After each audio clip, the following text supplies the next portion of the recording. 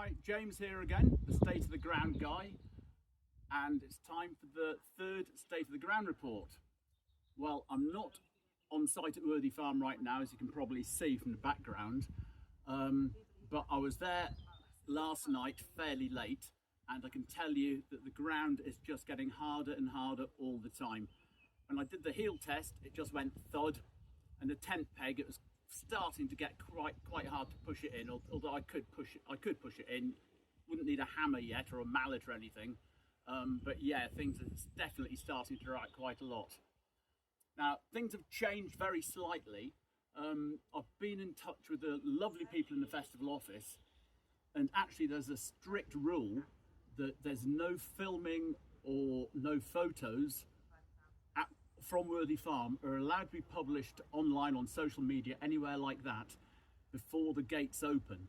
It's partly about spoilers, but it's also to do with the licensing conditions like that.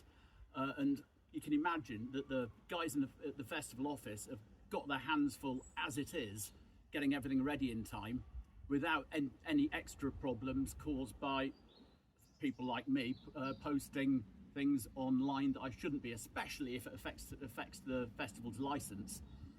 So from now on, I'm not going to be doing any State of the Ground reports filming from the festival site, but I'm backwards and forwards really regularly. I live locally, and so in the lead up to the festival, you'll still get the State of the Ground reports, but they're not going to be filmed on the farm.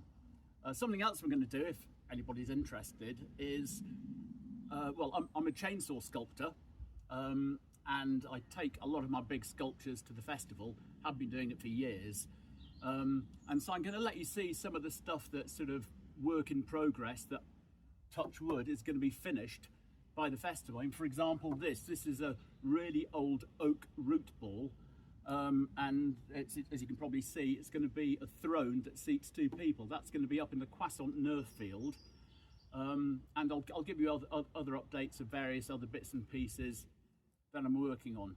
Something else, I've actually been to the festival every year since 1985, and wow, how has it changed in those years? It's changed and evolved so much.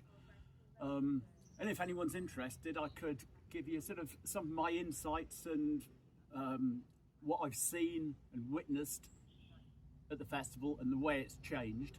And I mean, it used to be absolutely bonkers back in the day. I mean, late 80s, early 90s, it was kind of like a cross between Mad Max and the Wild West on acid. It really was.